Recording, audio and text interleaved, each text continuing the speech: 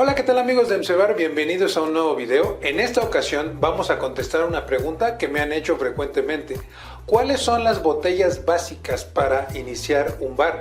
Ya sea un bar en tu casa o un bar, digamos, a nivel comercial. Fíjense que esta es la primera de dos partes que vamos a hacer de este tema y obviamente si les gusta denle like o compartan este video.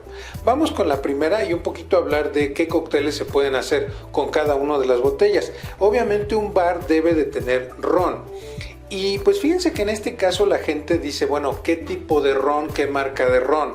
Y en este caso hay muchas cosas, hay ron añejo o hay ron blanco, pero por ejemplo, hablando de la diferencia, el ron blanco siempre te va a dar un sabor más alcoholoso, mientras que un ron, mientras más añejo, te va a dar notas más especiadas, más a barril, más acarameladas, es decir, hay una variedad inclusive de diferentes rones. Este, por ejemplo, es ron añejo. Y funciona con un sistema de solera y es ron guatemalteco. Entonces estamos hablando de una caña con un perfil, con un cierto perfil. Hay mucha gente que me dice, bueno, entonces por ejemplo para el mojito, ¿cuál utilizo?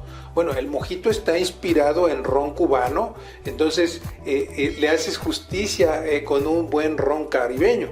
Pero tenemos distintos otros rones, porque podemos tener el ron agrícola de Martinica. En fin, hay muchísimos estilos de rones que le pueden dar a tu bar toda una diversidad de una gama de sabores.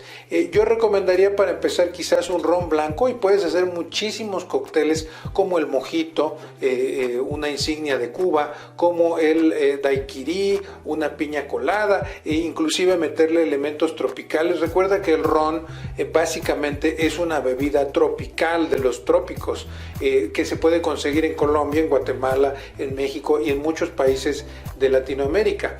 Y hay distintas marcas, ¿no? Está la más famosa que es Bacardí, el ron Matusalem, el Habana Club, Flor de Caña, el Appleton, y mucho tiene que ver con qué cóctel vayas a preparar, pero sobre todo cuál sea el sabor que a ti te guste. Es decir, si yo lo fuera a tomar solo, yo tomaría ron añejo, pero si yo lo voy a usar en cóctel, probablemente yo trataría de buscar un ron blanco. Obviamente, mientras más añejo sea el ron, pues obviamente tiene más años en barril y va a ser más caro. Segundo es el whisky. Y recuerda que aquí hay, digamos, dos variedades, el whisky y el whisky. Y para no meterme en Honduras, yo diría que hay dos escuelas de los whiskies para no meterme en grandes Honduras. Los whiskies estilo americano canadiense, más tirando hacia el Kentucky Bourbon o los Bourbon en general.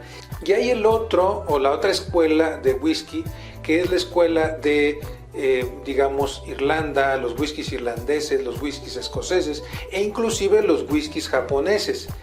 Son diferentes sabores principalmente porque los whiskies, digamos estilo escocés e irlandés, son whiskies hechos a base de cereales, mientras que los whiskies americanos de Bourbon pueden ser de cereales, pero principalmente son whiskies de maíz. Entonces, dependiendo del cóctel, puedo utilizar diferentes whiskies en ese sentido, y también vienen en todos los niveles de añejamiento que ustedes quieran. Algunos cócteles normalmente preparados en los bares son el Boulevardier, el Old Fashioned, el Manhattan, el Mint Julep, que es más dulce. Inclusive con los whiskies podemos hablar de cócteles más secos, o sea, sin tanto dulce, y cócteles más dulce.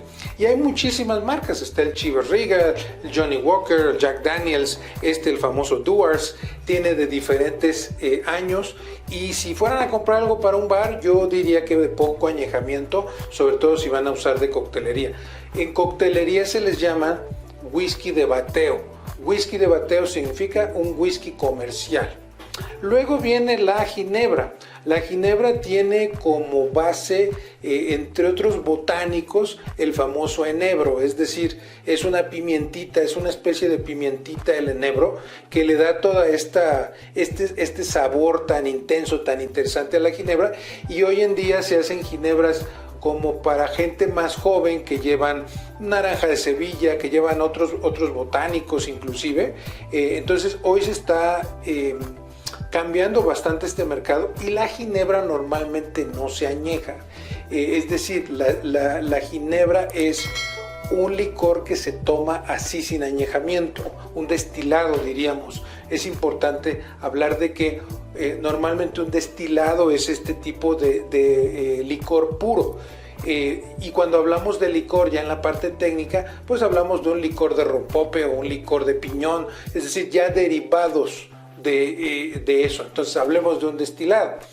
Entonces con esta ginebra se pueden preparar distintos cócteles como el Negroni, como el Gin and Tonic, como el Tom Collins, el Martini. Es decir, hay distintos cócteles bien interesantes que se pueden preparar, y algunos cócteles que se pueden preparar con la ginebra son el Negroni, el Gin and Tonic, el Tom Collins o el Martini.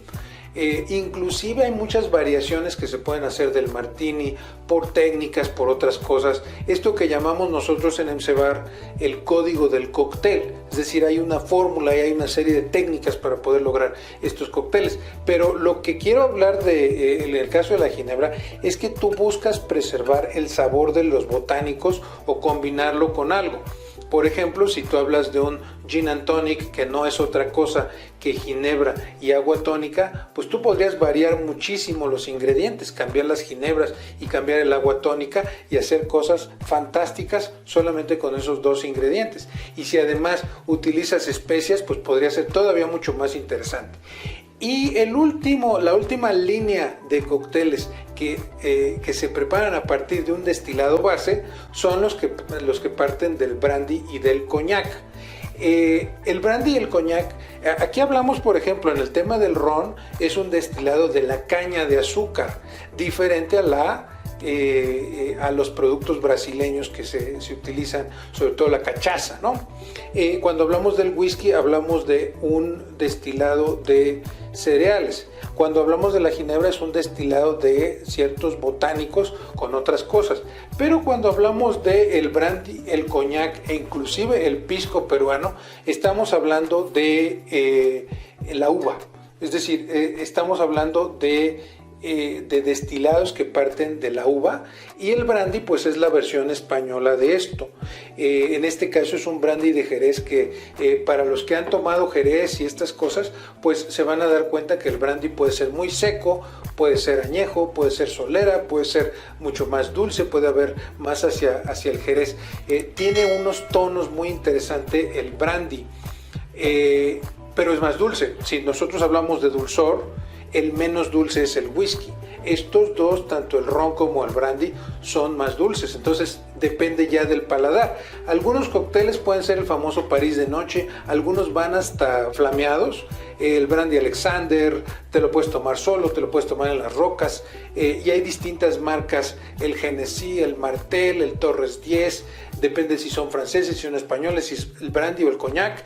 El coñac es una versión parecida, pero del lado francés, con otras distinciones de destilación. Lo más interesante de este producto, pues obviamente es el barril que contiene, lo interesante que puede ser el barril y los tonos que le añade. Bueno, esta es la primera parte de este video. Hay mucho que saber de licores. Mucha gente se da cuenta cuando ve estos videos que hay mucho conocimiento detrás de los destilados, los licores, los cócteles. Te quiero invitar no solamente a la parte 2 de las botellas básicas para iniciar tu bar, sino que también te quiero invitar a nuestros cursos de coctelería. Tenemos cursos de coctelería moderna, de coctelería mexicana, de bases de la coctelería perfecto para bartenders.